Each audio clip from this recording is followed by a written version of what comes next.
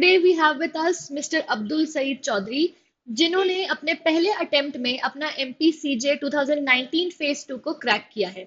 इन्होंने अपनी graduation complete की है स्टेट लॉ कॉलेज इंदौर से और पहले ही अटेम्प्ट में, जैसा कि मैंने आपको पहले ही बताया कि पहले ही अटेम्प्ट में इन्होंने MPCJ फेज 2 का एग्जाम निकाला है। तो आइए आज इनसे बात करते हैं, जानते हैं कि कैसी रही है इनकी प्रिपरेशन, क्या रही है इनकी स्ट्रैटेजी, सब कुछ अपन इनसे जानते हैं। तो अब्दुल, पहले आप अपने आप को इंट्रोड्यूस कर दीजिए हमारी ऑडियंस के लिए। जी, hello everyone. My name is Abdul Saeed Chaudhary, and I have completed my graduation in BLLB honors in the year 2020 from Government Law College Indore. And basically, I am from Khandwa. Okay Abdul. So Abdul, start करने से पहले पहले एकदम basic question मैं आपसे पूछना चाहती हूँ कि मतलब कब डिसाइड किया कि भाई जज बनना है, this is my calling, I want to be a जज। मतलब कुछ लोग होते हैं जो एकदम कॉलेज एंटर करने से पहले ही, जब वो क्लैट भी नहीं लिखते हैं, वो तब से डिसाइड कर लेते हैं कि हमें तो जज ही बनना है। कुछ लोग होते हैं जो पहले सब चीजें करके देख लेते हैं, कि वो लिटिगेशन कर लेते हैं, सारी चीजें कर लेते हैं, ट्राई कर लेते हैं, उसके बाद फिर वो डिसाइड करते हैं कि हमें तो जज बनना है। आपने किस स्टेज पे अपनी, मतलब पूरी जर्नी के किस स्टेज पे आपने डिसाइड किया कि भाई I want to be a जज? जी, तो फर्स्ट ऑफ ऑल मेरा जो बैकग्राउंड था वो मेरे घर से लीगल बैकग्राउंड है। एंड जैसे मैंने अपने फर्स्ट ईयर के अंदर एडमिशन लिया था, so it was my dream that I have to join judicial services. So there on I have started my preparation to join such service. So okay. तो मुझे भी जो फर्स्ट इंस्पिरेशन यही थी कि from the first year of my college. अच्छा, तो आपकी फैमिली में कौन है ऐसा जो इस बैकग्राउंड से बिलीव, मतलब है, जो इस बैकग्राउंड से है आपके? मेरे फैमिली में मेरे फादर हैं जो कि अभी प्रैक्टिसिंग एडवोकेट हैं, ओके। और मेरे अंकल हैं जो पहले गवर्नमेंट एडवोकेट रहे हैं एमपी के अंदर ही। तो वो उनका काफी ज्यादा एक सपोर्ट मिला शुरू से। ओके, सो खंडवा में ही है आपके फादर? जी, खंडवा में ही। जी जी जी, ओके। तो फिर अब चलिए अपन इस बेसिक क्वेश्चन से अपन आगे बढ़ते हैं। थोड़ा सा अपन ये बात करते हैं कि आप किस, मतलब आपने किस तरीके से अपनी प्रिपरेशन की। क्या आपने आपने जैसे आपने कहा कि मैंने कॉलेज के फर्स्ट ईयर में ही डिसाइड कर लिया था that I want to become a जज। तो आपने जब फर्स्ट ईयर में डिसाइड किया, तो क्या आपने अपनी प्रिपरेशन भी तभी चला दी थी साथ में ही? क्या आप प्रिपेयर कर रहे थे जब आप अपने कॉलेज के एग्जाम्स भी दे रहे थे, उसके साथ आप अपनी जुडिशरी की भी प्रिपरेशन कर रहे थे? नहीं, एक्चुअली जब मैंने अपनी अपनी प्रिपरेशन स्टार्ट की थी तो वो फिफ्थ ईयर से स्टार्ट की थी मेरे। क्योंकि मैं समझता हूँ कि जैसे कोई अगर कैंडिडेट या एस्पिरेंट है, अगर वो अपनी फिफ्थ ईयर से अगर अपनी प्रिपरेशन स्टार्ट करता है from the last year of college, okay. तो आई फील दैट अगर किसी पर्सन के पास में अगर 1 साल का अगर पीरियड है या 2 साल का पीरियड है, तो I believe that it is sufficient for this exam. Okay, मतलब आप कहना चाह रहे हैं कि अगर 1 साल का टाइम पीरियड भी है तो वो सफिशिएंट है, पर हाँ। उस 1 साल में भी लग के मेहनत करनी होगी, ये भी आप कहना चाहेंगे? मतलब somewhere down the line I have been a part of your journey, जहां मैंने आपको देखा है प्रिपेयर करते हुए, so I know how much hard work you have put in. तो आप ये भी कहेंगे ना कि अगर 1 साल प्रिपेयर कर रहे हैं तो बस फिर उसी में लगे रहो, मतलब पूरी जी। दुनियादारी छोड़ के सिर्फ एक चीज को मान लो कि यही करना है ना? हाँ, ये तो बिल्कुल, क्योंकि जब भी हम इस एग्जाम की अगर प्रिपरेशन कर रहे हैं तो कंसिस्टेंसी और हार्डवर्क तो हम्म। सभी जानते हैं कि बहुत एक इम्पोर्टेंट रोल प्ले करता है, और वही एक ही है सक्सेस के लिए, आई बिलीव। ओके, तो मतलब वही है, हार्ड वर्क करना ही है। तो जैसे कुछ सवाल मेरे पास आते हैं, बहुत से बच्चे ये पूछते हैं कि मैम ये बता दीजिए कि दिन में कितने घंटे पढ़ाई करना चाहिए अगर स्टार्ट कर रहे हैं। तो जब आपने अपनी प्रिपरेशन स्टार्ट की, तो कुछ आपका ऐसा फिक्स टाइम पीरियड था कि मुझे इतने घंटे तो लग के पढ़ना ही है, बाकी पूरे दिन में कुछ भी करूं बट इतने मिनिमम आवर्स तो मेरे को देना ही है जिसमें मुझे पढ़ना है, मुझे अपनी जुडिशरी की प्रिपरेशन करनी है? जी, तो हमारा ये जो शुरुआती दौर होता है प्रिपरेशन का, तो थोड़ा सा एक तरीके से हमारे लिए हार्ड हो सकता है, क्योंकि अगर इनिशियल फेज जो है, आपको जो कभी कभी टाइम लग जाता है कि आपने अपनी प्रिपरेशन को मतलब किस हिसाब से स्पीड करना है। आपको जो आपकी क्लासेस और कॉलेज और जो भी आपके जो पर्सनल जो लाइफ है, तो उसके हिसाब से आपको अपनी प्रिपरेशन करना पड़ती है। तो बाकी इन जो आपके जो एक्स्ट्रा जो चीजें हैं, आप उनको थोड़ी देर के लिए साइडलाइन भी कर सकते हैं। और अगर स्टडी आवर्स की अगर बात करें, तो इसका कोई स्ट्रेट जैकेट फॉर्मूला नहीं है कि किसी इंसान को कितनी देर पढ़ना चाहिए। वो इंसान की एक इंडिविजुअल कैपेसिटी के ऊपर है। जैसे कुछ कुछ जैसे एस्पिरेंट्स होते हैं, जैसे कोई बच्चा 18 घंटे भी पढ़ता है, कोई 16 भी पढ़ता है। राइट तो राइट। अब वो सबकी अपनी अपनी कैपेसिटी होती है, जो मतलब आपको सूटेबल हो, वो हाँ, आपको जैसे जो मैं अपने उसके स्टूडेंट्स को हिसाब से। हमेशा ये चीज बोलती हूँ कि you should start with your capacity. आपकी जितनी कैपेसिटी और वो आगे जाके बढ़ती ही जाएगी। अगर आज आपका 1 घंटे मन लग रहा है पढ़ाई में तो 1 घंटे कर लो, अगले दिन ऑटोमेटिकली वो 2 घंटे मतलब 2 घंटे नहीं भी हुआ तो 15 मिनट तो वो बढ़ेगा ही, क्योंकि खुद से ऑफ आने लग कोर्स। जाता है वो। Right. Yes so ma'am, surely. आपका भी यही कहना है ना कि कोई स्ट्रेट जैकेट फॉर्मूला नहीं है, लेकिन जितने देर आप कॉन्सेंट्रेट करके पढ़ सको, राइट? Yes yes, correct. ठीक है। और आपने इसके साथ कुछ और भी किया, मतलब जैसे जब आप प्रिपेयर करने लग गए उसके बाद आप बहुत ऐसे अनसर्टेन टाइम भी बीच में आया है, कोविड का टाइम बीच में आ गया जब आप लोगों का एग्जाम थोड़ा सा रुक गया था, तो क्या उस टाइम आपने प्रिपरेशन के साथ भी और कुछ किया? जैसे बहुत से लोग ऐसा पूछते हैं कि क्या मैम एलएलएम कर लेना चाहिए, या क्या हमें इसके साथ में कुछ एक्स्ट्रा चीजें भी कर लेना चाहिए, फॉर इंस्टेंस कि हम जॉब कर लें। तो क्या आपने भी ऐसा कुछ किया? और अगर किया है तो क्या आप रेकमेंड करेंगे, नहीं किया है तो क्या आप रेकमेंड करेंगे? जी, तो अभी जैसे कि हम सब जानते हैं कि जो लास्ट 2 इयर्स हैं काफी ज्यादा हार्ड रहे हैं, स्पेशली फॉर स्टूडेंट्स। क्योंकि जो हमारे एग्जाम्स है, क्योंकि उनका कुछ हमें इन्फॉर्मेशन नहीं होती है कि कब एग्जाम्स कंडक्ट किए जाने हैं या कब उनका रिजल्ट आना है। और राइट, जैसे मैम आपने बताया कि कुछ बच्चे जो है वो दूसरे फील्ड्स के अंदर भी, जैसे दूसरी जो चीजें उनमें भी इन्वॉल्व हो रहे थे, जैसे एलएलएम कर रहे हैं, कोई इंटर्नशिप कर रहे हैं। राइट, तो राइट। बाकी तो जबकि मैं अगर अपने बारे में बात करता हूँ, तो मैं सिर्फ अपनी प्रिपरेशन पर ही ध्यान दे रहा था उस समय। और जैसे मेरे जो फादर भी उस टाइम घर पर ही रहते थे, कोर्ट्स ऑफ थी, तो काफी ज्यादा मैं डिस्कशन अपने फादर से कर लिया करता था। तो उससे जो है काफी मेरी जो प्रिपरेशन है वो बूस्टअप होती थी उनसे, और एक सेंस ऑफ मोटिवेशन भी मिलता है जब आप किसी एक प्रैक्टिसिंग इंसान से अगर बात करते हैं तो मैंने मतलब इस बीच में कुछ किया नहीं है, तो I was just preparing for my exam. Okay, okay. So अब अपन इस चीज के बारे में बात करते हैं कि अपन स्टेजेस में बात करते हैं कि किस तरीके से प्रिपेयर करना चाहिए। मतलब आप क्या रेकमेंड करेंगे हमारे स्टूडेंट्स को, अगर वो चाह रहे हैं प्री के लिए प्रिपेयर करना, तो प्री के लिए किस तरीके से प्रिपेयर करना है, मेंस के लिए किस तरीके से, इंटरव्यू के लिए किस तरीके से? तो पहले अपन बात कर लेते हैं प्री की। प्री के लिए आप क्या सजेस्ट करेंगे बच्चों को कि क्या उन्हें किस चीज पे फोकस रहना चाहिए या कैसा करना चाहिए प्रिपरेशन को स्टार्ट? जी, when it comes to pre examination, hmm. तो हमारे एमपी के अंदर जो एग्जाम है वो 150 मार्क्स का होता है, जिसके अंदर 110 क्वेश्चंस लॉ के होते हैं और जो 40 मार्क्स है वो कंप्यूटर, इंग्लिश और जीके। तो लॉ के अगर मैं बात करता हूँ, तो सबसे पहले आपकी first and foremost command barracks barracks के ऊपर होना चाहिए। क्योंकि कुछ स्टेट्स ऐसे हैं, जैसे हमारे एमपी हुआ या राजस्थान है, छत्तीसगढ़ है, इनफैक्ट अगर हम हरियाणा भी देखते हैं, तो हम्म। प्रीलिम्स की जो एग्जामिनेशन हो काफी हद तक वो जो है हमारे बैरक सेंट्रिक होती है।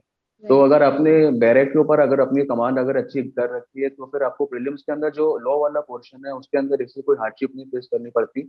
And on the other and मैं ये भी समझता हूँ कि जिस तरीके से हमारे जो एमपी स्टेट है, इसका जो पैटर्न है वो इवॉल्व हो रहा है धीरे धीरे करके। तो राइट। अगर हम बैरिक्स के साथ साथ में, अगर आपकी एक बार ये अगर कंडक्ट, अगर आपकी जो ग्रिप है वो बैरिक के ऊपर अच्छी हो गई है, तो यस। फिर आप जो एडिशनल जो हमारी बुक्स आती है, रेफरेंस बुक्स, तो उनको भी आप रेफर कर सकते हैं, तो कहीं ना कहीं आपको वो एट सम स्टेज बेनिफिट देंगी। ठीक है। और जीके और कंप्यूटर के लिए? जीके के लिए मैम, जो सारे बच्चे मेरे ख्याल से रेफर करते हैं वो लूसेंट है। एंड एंड इसके अलावा जब हम करंट अफेयर्स के ऊपर आते हैं, तो यूट्यूब के ऊपर ऐसे काफी अच्छे चैनल्स हैं, और जैसे जुडिशरी गोल्ड खुद भी अपनी एक सीरीज कंडक्ट करवाते हैं, तो उससे काफी ज्यादा एक मुझे बेनिफिट मिला। और भी ऐसे मतलब बहुत सारे एडिशनल सोर्सेज हो सकते हैं, जैसे मैगजीन आती है प्रतियोगिता दर्पण की, या जो अलग अलग कोचिंग इंस्टीट्यूट्स हैं आप उनके भी देख सकते हैं, आईएएस वगैरह की जो प्रिपरेशन करवाते हैं। एंड जो कंप्यूटर के ऊपर अगर हम आते हैं, तो लूसेंट्स की बुक मेरे ख्याल से काफी ज्यादा सफिशिएंट है।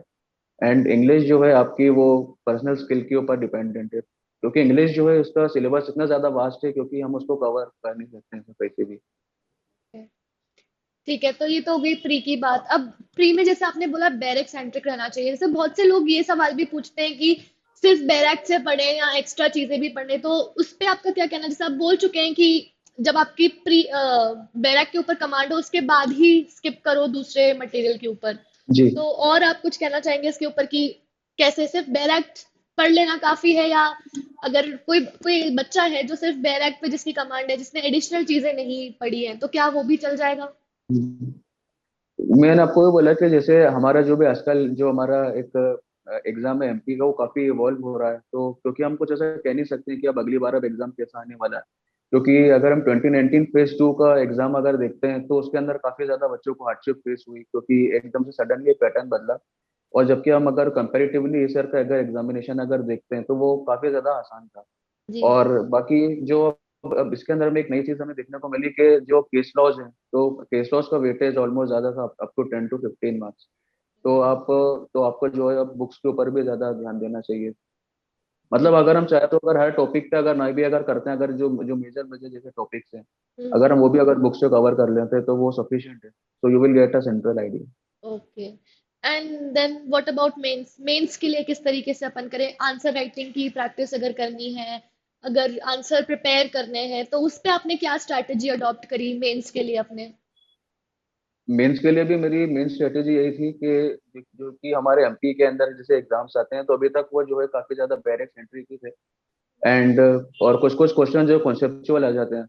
तो मैं ये समझता हूँ कि अगर हमारी अगर बैरेक के ऊपर अगर कमांड अगर अच्छी है तो हम जो अगर कोई एक डिफरेंट सा कंसेप्चुअल क्वेश्चन भी अगर आता है तो हम उसको from our own ability solve कर सकते हैं। एंड सेकंड चीज जो एक बहुत इंपॉर्टेंट रोल प्ले करती है मेंस एग्जामिनेशन के अंदर, वो है हमारे प्रीवियस ईयर पेपर।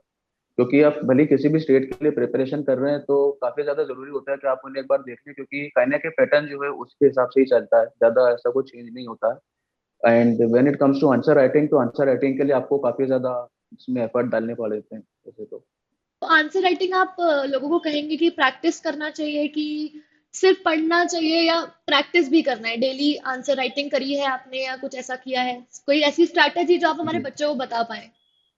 जी। सो जब मेरे अपने मेंस एग्जाम की कर रहा था प्रिपरेशन, तो मुझे मतलब काफी सारी जो चीजें थी वो शुरू से याद हो रखी थी। तो हम्म। मैं सिर्फ जब जब हमारा जब डेट आई थी एग्जामिनेशन की, तो उस टाइम मैं सिर्फ अपने रिवीजन कर रहा था और साथ साथ में जो अपनी प्रैक्टिस राइटिंग थी वो हम्म। मैं कर रहा था। तो on a daily basis I consider, if आपका एग्जाम जैसे हमारा जो मेंस एग्जाम ये 2 शिफ्ट में कंडक्ट होता है, छः छः घंटे रोज लिखना पड़ता है, तो एटलीस्ट आपको प्रैक्टिस करना चाहिए कि आप एटलीस्ट 6 घंटे, यानी 6 घंटे नहीं भी लिख रहे हैं तो एटलीस्ट 3 या 4 घंटे डेली तो लिखें। क्योंकि वहाँ पे जो पेपर होता है मेंस के एग्जाम में वो काफी ज्यादा लेंदी रहता है। तो अनलेस एंड अनटिल आप राइटिंग प्रैक्टिस नहीं कर रहे हैं तो वो मुश्किल थोड़ा पड़ सकता है। अच्छा, और ट्रांसलेशन और जजमेंट राइटिंग के बारे में आप कुछ बताना चाहेंगे कि आपने कैसे प्रिपेयर किया? ट्रांसलेशन के लिए जो सबसे बेस्ट चीज़ है वो हमारी डिग्लॉट बैरेक्स होती है। तो अगर हम उसके अंदर से अगर कुछ कुछ सेक्शंस के अगर कीवर्ड्स अगर हम याद कर लेते हैं और हमारे अगर सेंटेंस फॉर्मेशन अगर है वो काफी हद तक अगर ठीक है, सो आई कंसीडर कि हमें काफी ज्यादा बेनिफिट मिलेगा ट्रांसलेशन के अंदर, क्योंकि translation is also something like GK. उसको भी हम ऐसा ऐसा नहीं कर सकते हैं कि जो भी हमारी लीगल ग्लोसरी हम पूरी मगअप करके चले जाएं। So right. It will depend upon your sentence formation, and आप जो मेजर मेजर वर्ड्स अगर याद अगर कर सकते हैं तो फिर आप बिल्कुल कर सकते हैं। Okay, okay. और जजमेंट राइटिंग के लिए? जजमेंट राइटिंग के लिए मैम बुक आती है रॉबिनजीत सिंह की एंड के भारद्वाज सर की। हम्म। तो आप जो है उनसे आप एक सेंट्रल आइडिया ले सकते हैं कि किस तरीके से उसका फॉर्मेट चल रहा है, किस तरीके से मार्शलिंग एंड एप्रिसिएशन चल रहा है। हम्म। तो और उसके बाद में अल्टीमेटली वो आपके ऊपर ही डिपेंड करता है, क्योंकि I consider when it comes to judgement writing, तो वो आपको जो है at the spur of the moment चीजों को समझना होता है, क्योंकि अनलेस एंड अनटिल आपके जो लॉ के अगर कॉन्सेप्ट्स अगर अच्छे होंगे तो फिर हाँ। आपका जो जजमेंट राइटिंग जो है वो भी काफी ज्यादा आपको ईजी होगा। हम्म। तो बेसिकली आप ये तो कहना चाह रहे हैं कंसेप्चुअल क्लैरिटी होना बहुत ज्यादा जरूरी है। अगर कंसेप्चुअल क्लैरिटी नहीं है तो किसी पेपर में अच्छे से नहीं कर पाएंगे, लेकिन अगर कंसेप्चुअल क्लैरिटी है तो हर पेपर में, 3 पेपर में श्योर। तो एटलीस्ट आप अच्छा ही करके आएंगे। जी। Okay, okay. और फिर इंटरव्यू के लिए आपने कैसे प्रिपेयर किया? इंटरव्यू के लिए मैंने बहुत सारे मॉक इंटरव्यूज दिए थे। And ma'am when it comes to interview, it is not about your knowledge test, it is your personality test. So अगर हम जो है हमारे जो बेसिक अगर जो हमारे जो लॉज हैं अगर हम उन्हें देख के चले जाते हैं, क्योंकि when it comes to interview तो वो क्योंकि जानते हैं आप प्री क्लियर करके आए हैं, आप मेंस क्लियर करके आए हैं, so now they want to just take your personality कि आप जो है अगर आपके सामने अगर कोर्ट में कुछ अगर ऐसी सिचुएशन आती है आप उससे किस हिसाब से डील करते हैं। तो interview is not a very big thing. So I consider कि अगर आप इंटरव्यू के अंदर एक पॉजिटिव एक एटीट्यूड से अगर अपियर करते हैं और आप एक काफी ज्यादा एक चीयरफुल सा फेस लेके अगर आप इंटरव्यू में अगर आप एंटर करते हैं, so I believe that things will work in your own way. अच्छा, if you could share with us some of the questions जो आपसे पूछे गए इंटरव्यू के दौरान, मतलब किस तरीके के क्वेश्चंस आपसे पूछे गए थे इंटरव्यू के टाइम पे? इंटरव्यू के अंदर काफी ज्यादा बेसिक क्वेश्चंस वैसे पूछे जा रहे थे, और मतलब मुझसे भी पूछेगा जो बाकी जो दूसरे कैंडिडेट्स उनसे भी काफी ज्यादा बेसिक क्वेश्चंस थे। जैसे कि हमारे होम टाउन के बारे में, या जैसे हमारा जो बैकग्राउंड है, जैसे हमारे फादर अगर लॉ फील्ड से हैं, हम्म। या या अगर कोई दूसरे बच्चे के भी अगर कोई रिलेटिव से अगर लॉ बैकग्राउंड से रिलेटेड है तो थोड़ा सा उस चीज के लिए पूछ ले रहे थे। एंड जैसे जो कॉलेज वगैरह है आपका, तो कॉलेज वगैरह के बारे में। एंड जो सबसे कॉमन क्वेश्चन था वो यही था कि आपको सिविल ज्यादा पसंद है या क्रिमिनल ज्यादा पसंद है, तो फिर वो मतलब ऑलमोस्ट सारी कैंडिडेट से ये क्वेश्चन पूछ रहे थे। तो मैंने उस टाइम अपना फेवरेट क्रिमिनल बताया था वहाँ पर। तो जो जनरली क्वेश्चंस थे वो सीआरपीसी से थे एंड आईपीसी से थे। ओके, तो मतलब आपने जो फेवरेट बताया कि मेरे को ज्यादा से क्रिमिनल पसंद है, तो आपसे क्रिमिनल के, जिन लोगों ने शायद सिविल बोला हुआ उनसे सिविल के। हाँ राइट। हाँ हाँ। ठीक है। तो अब कैसा लग रहा है? मतलब अब तो ठीक है, अपन ने प्री की बात कर ली, अपन ने मेंस की बात कर ली, अपन ने इंटरव्यू की बात कर ली। अब कैसा लग रहा है? मतलब this is a big achievement, पहली बार में निकाल लेना पेपर, बहुत बड़ा अचीवमेंट है। कैसा लग रहा है अब? मतलब घर में तो काफी खुशी का माहौल होगा आपकी। जी मैम, काफी ज्यादा सब घर पे खुश हैं, और क्योंकि सब लोग है ना मेरे लिए काफी ज्यादा मतलब प्रेयर्स भी कर रहे थे कि ताकि जो मेरी जो सक्सेस है वो जल्दी से जल्दी मैं अचीव करूं। जी तो जब जी मेरा रिजल्ट आया था तो उस टाइम काफी ज्यादा खुश थे घर वाले, जी जी। And I was also very happy. ठीक है। सो जुडिशरी गोल्ड की तरफ से भी काफी कंग्रेचुलेशंस आपको। पर कुछ मतलब आप वर्ड्स ऑफ विजडम जो हमारे बच्चों को देना चाहेंगे कि भाई ये तो करना ही चाहिए, या कुछ आप उनको थोड़ी सी एडवाइस देना चाहेंगे कि ये सभी को करना चाहिए, being a judiciary aspirant everybody should do this. तो जो जो जैसे मैम ने बताया कि वर्ड्स ऑफ विजडम की अगर मैं बात करता हूँ, तो I believe that consistency is the only key, and your hard work is going to help you a lot. And जब भी अगर कोई मुश्किल अगर सिचुएशन आती है तो आपने जो पैनिक नहीं करना चाहिए, बाकी आपने जो है उसके साथ में एक इजीली डील करना चाहिए, क्योंकि मुश्किल के वक्त जो है परेशान होना जो है मुश्किलों को और ज्यादा बढ़ा देता है। तो फिर इसलिए जो है आपने जो है मतलब अपने हिसाब से करना चाहिए, आपको जैसा ठीक लगता है उस एट द मोमेंट। ठीक है, मतलब आपका वर्ड ऑफ विजडम है कि कंसिस्टेंसी मेंटेन करके रखिए। जी। ठीक है, सही जी। Thank you so much for this interview. Congratulation from the entire team of Judiciary Gold. आप, बहुत बड़ा अचीवमेंट है ये। इसको करने के लिए बहुत मेहनत लगती है, we all know. And thank you so much for this interview. Thank you so much. Thank you ma'am, thank you.